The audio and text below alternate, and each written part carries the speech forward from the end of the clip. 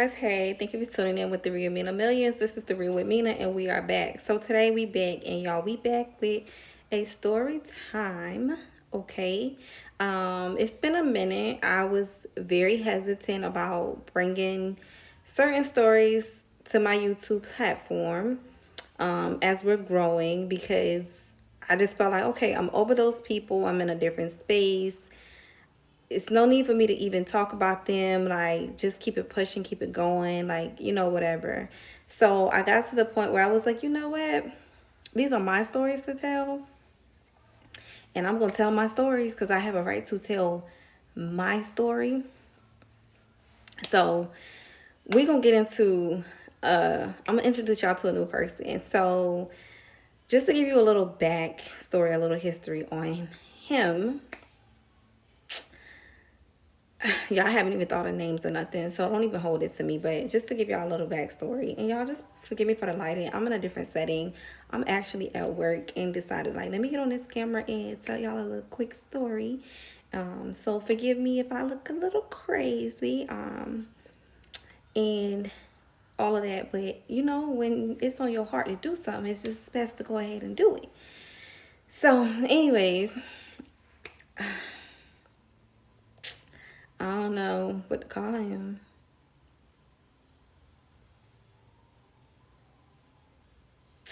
Y'all, I really can't think of a name. Let's think. Let's see. Controlling. Controlling is the perfect name for him. So let me just give y'all a little backstory. I met Controlling when I was in my early 20s, and I was dealing with someone, but we were not exclusive. And the person that I was with at the time, I was so head over heels for that person and just out of this world, would do anything for that person. Okay, so me and this person would go through so much. This person was older than I was, and just had my emotions and everything all over the place. This was like my first real everything, like my first real love, my first real experience with actual behavior, just my body being explored on a whole different mature grown level. So this person just was that for. So when I got involved with the person that I was head over heels with and everything, head over heels for, it was just like this person would do so much different stuff, and I would go back, go back, go back, go back with no title, no nothing. That is why I always preach to people, like, do not, whatever you do, do not go back to dealing with certain things. Once you teach a person how to treat you, they're gonna forever treat you that way, right? So okay, me and that person was dealing, and then this person just did the ultimate no to me. As y'all can go back and look at the story, but he had a female in my house. Yeah, him. So y'all can go and look at that story, and then yeah, start connecting some dots here on a timeline. So this was back in 2017. I started talking to Controlling. Like, we were on social media, and Controlling was, in my DMs. It goes down in the DM. Y'all know y'all gotta have everybody, like, yeah, down in the DM. So I was just like, you know what? I'm in a space where I'm doing me. I'm living like I'm young. I might as well keep living for me. It's nothing for me to be worried about. None of that. Okay. So after I get done dealing, talking to Controlling and all this stuff, we talking in the DM. We talking about meeting up, all this stuff like that. We didn't know each other prior. Let me put that disclaimer out there for the people that's gonna be like, oh, so you just meeting people on the internet and doing whatever. No, we didn't know each other prior. So, we decided to link up in our adulthood and do what we wanted to do as adults. Okay, so I got to we were texting. We got to the point where we started exchanging phone numbers, and we were texting and talking. So we was talking all this crazy stuff. I was working at a nursing home at the time, and I told him, I was okay, I'll come see you when I get off work, whatever, whatever, whatever, whatever. So he was like, okay. He gave me his address, and he lived like an hour plus away from where I live. So I was like, okay, it'll make sense for me to take my stuff with me to work, and then drive to you. So he was like, okay, sound good. Okay, so I'm at work. We talking throughout the day. All this other stuff. Anticipation is real. All the good stuff. So I decided, I'm like, all right, let me calm down. Let me get myself together. Let me get ready to go. Because I'm talking all this big talk, what I'm going to do. Blase, blase, blase. So, y'all, I get in the car. I get in the car that night after I got off work. I worked the midday shift 3 to 11. So, like, he already knew when I came I was going to be coming late. So, I got off work and, I texted him, like, I'm about to get off work and I'll be on my way. So he was like, okay, he was waiting on me. So, we texting and talking as I'm driving. When I got closer, I told him like 5 minutes away. So he's like, okay. I pulled up. He told me like park wherever, next to his car, blah, blah, blah. He lived in an apartment complex. So, controlling, decides to come downstairs. So when he came downstairs to my car, we just started locking lips, y'all. Like, we just started locking lips. And it was just like, it was a magic. It was a feeling that I've never experienced with anybody else. So, we like locking lips, really can't even make it up to the apartment the way we are into each other at this moment. So we walk into the apartment door, and as we walk in, like literally on each other like two dogs in heat. So we get to the door and we just like there, and I'm like, I'm on him. I jumped on him. Y'all know in the movie scenes when you like jump on top, like you jump on the woman, jump on the man, and they just like locking lips and kissing and stuff like that. So it's sort of like that. I'm short, controlling is taller than I am, so it's just like, he's like average male height, and I'm short. I'm 4'11". So it's just a feeling, and I could just tell like he into me, I'm into him. It's just that chemistry, that actual chemistry was definitely there. So we go inside. I'm like, I need to take a shower. I've been working with them old people and I need to get that, get the smell up of me. So he was like, okay. So he took me to the bathroom and he set up everything in the bathroom or whatever. So I get in the shower. And me and controlling, y'all know we boom, boom, bam, bam, bam in the shower. We do all of that in the shower, all that good stuff. Next thing you know, we just go to the bedroom, messing around, doing all that other kind of stuff. Blah, blah, blah. I ended up staying the night with controlling. So this is where it get good, y'all. Controlling and I were continuously messing around, doing the do here and there, and I get pregnant. I got pregnant with my son that passed away. A lot of people saw I posted a reel and was like, all this other stuff like that. So I got pregnant and we lost our son. At the time, controlling was so back and forth. We were both young, and I feel like he was scared. I was scared. I didn't know what to do. But I'm going to be honest, like from us being around each other, the chemistry we had, just everything, I told my mom, like, I lie to you not, my mom and my sisters, I told all of them, like, I'm going to have his baby.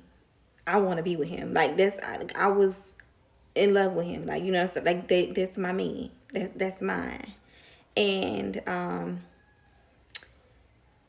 at the time, did I think it was really going to happen like that? No. Quickly like that? No. But the way we were doing what we were doing, it was bound to happen, because it was just every time felt like the first time. I don't know if y'all ever experienced that with somebody. Like, every time that you are intimate with them, it feels like the first time all over again. Like that chemistry, that just that desire and all of that for that person is just the same. So controlling and I got to the point where it was like we was just beefing all the time. Like, it went from that spark and that chemistry to me getting pregnant, so it's like we just beefing. We can't get along. Everything I did, he had an issue with it. Everything I say he had an issue with it. And at this time, I was the type of person that would be on social media a lot. And I would post like crazy stuff, like from lyrics, like from Trina. And y'all know I love Trina. Anybody that know me know I love, that's my girl. Like I love her. I don't care about none new. It's Trina for me, okay? Period. So, um, we kind of just like would go back and forth about social media. So he got to the point where he would block me on social media, but then he would still be able to see everything I'm saying. He was writing my brothers, my mama, everybody on Facebook. Everything that I did, it was an issue with it. He wanted to control my life. So it was like it went from us having fun. He met me in a state of where I was young, wild, living free. Had no intentions on being serious, being a mother, none of that stuff. So I guess after I got pregnant, he felt like, oh no, like she got to get this together. She got to be this way and that way. And y'all, he started trying to control everything, like me on social media, me with our son. So when I started like going to my appointments, of course you want your child's father there, and he was like the perfect person to do all of that stuff. And he showed up to my first appointment, and all that stuff like that. So I was extremely happy. My heart was happy. I just felt like a joy of everything. Like this is the perfect picture of what I picture that would happen for me when that time comes. So it was like after that, and then like the doctor at the time was like, they had to schedule my ultrasound for later. I couldn't have an ultrasound right then. Whatever. I don't know. Like back then, it was just so weird. Like things with my daughter was different than it was with my son. And then I had another baby after my daughter that I'll tell y'all about one day. That it was different with her as well. It's like everything is just so crazy. How things change, and not yearly, monthly. Things change like every day. So, around this time when it was time for me to get my anatomy scan, we were beefing so bad. Like we couldn't even text and talk. Me and his mom was talking, and we formed a bond, and she was just so sweet. She was everything, still everything to me. I talk to her every day. I love her so, so much. And literally like controlling would get to the point where he just was like, he would watch me on social media. He would text my phone and say certain things. And it'll be like, oh, you better not keep nothing away from me about my son. Yeah, the military's gonna want a DNA test. And yeah, and I will take him from you. Like it got to the point where it was crazy. And I like used to see messages before I got to the point where I started deleting stuff. I would see like look at those old messages, and I would bring myself back into that depressive state. And I was just like, yo, like I was truly like depressed, going through the most, to the point that I feel like me being depressed and me expecting a situation to be one way and it turning out to go a whole different way is the reason why I lost my child. Like I put so much stress on my body and myself that I ended up losing my kid because me and his father could not get it together. And I'm telling this story today is November 27th, which is my brother's birthday. Happy birthday, brother. But also it is 7 years ago I lost my son, and it just, I don't know, I was like, I'm at work and I'm thinking about it, and I was like, let me just get on camera and tell y'all about it, because it's not times where people can talk about things. Like I still get teary-eyed. I still get broken up. I still like get shivers in my voice, everything. Like, and the way people expected me to tell them,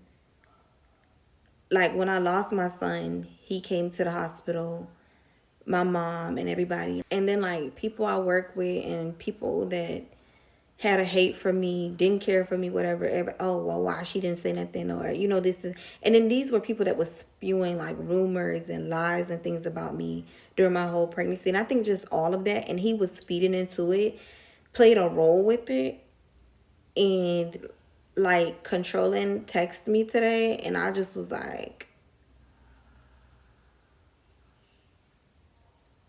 sometimes I don't be wanting to even say nothing back, because it's like days that I hate him and days that I don't hate him. And I am praying every day. Like every time I pray God take that feeling away out of my heart. Like I don't want to have no hate towards anybody. I am trying so hard to learn to forgive any and everybody from my past. If I told you I love you once, I still love you. I just don't fuck with you.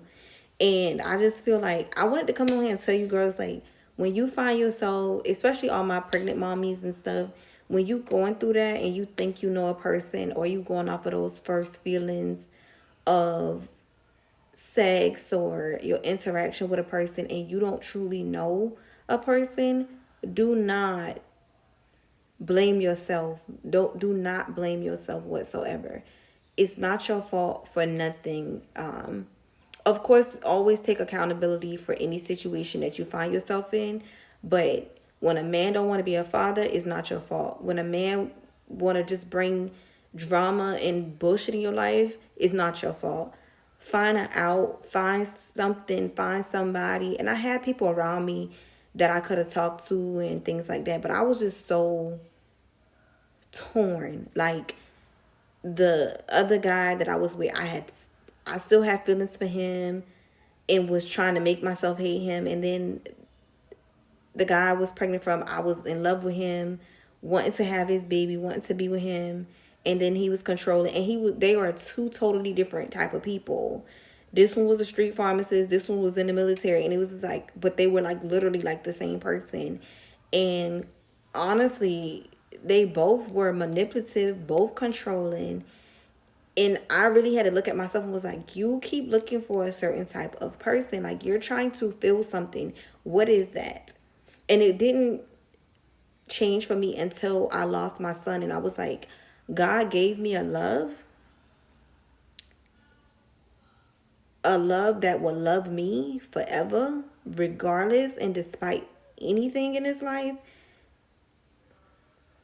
And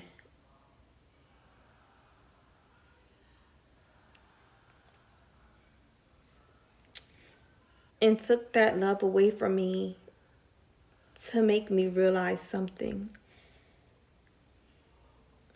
And still to this day, I don't know what it is, but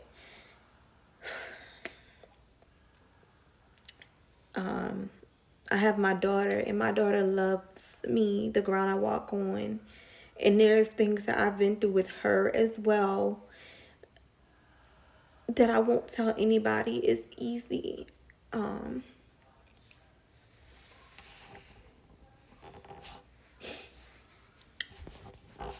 But just no matter what, keep going. Stop letting people control you. Stop letting people control your narrative. Stop letting people think that they know your life and what you are destined to be and what you should be. This diamond was dirty, was beneath a piles and piles and piles of dirt. And every day I find something that I'm proud of about myself. And I tell my daughter every morning, you're beautiful. You love your brown skin, love your pretty eyes, love your hair, love everything about yourself. So I wanted to come on here today and just basically like give motivation and courage to anybody that's going through something hard, and realize that even the people we dealt with in our past and the people we feel has wronged us, they're human too, and they have to grow, and they have to realize, and they have to fix them. Some people do and some people never don't. Some people take accountability and some people never do. So some people take accountability and some people never don't. Forgive me, y'all. I'm trying to find my words here. And that in this life, we have to move on and we have to keep going. And we're not defined by nothing from our past. So when y'all get on this internet and y'all judge people because they're telling their stories, they're being vulnerable, they love entertaining, they're using their trauma to inspire and encourage other people.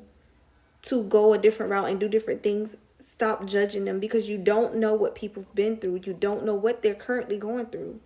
So yeah, I wanted to come on here and tell y'all that, because today is my son's death date, and I was just like, my heart is heavy and I need to get it out and I need to talk about it. I know this probably not gonna be the typical type of story that y'all used to,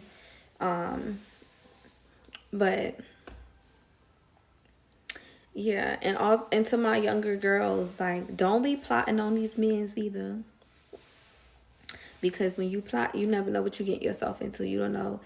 Don't judge a book by its cover. The surface ain't always what it seems to be.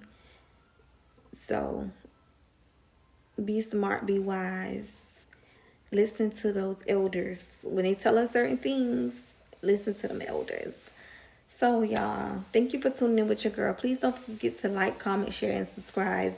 And leave like 1127 with a dove or an angel or anything in the comments for my baby boy. I love you, Adrian.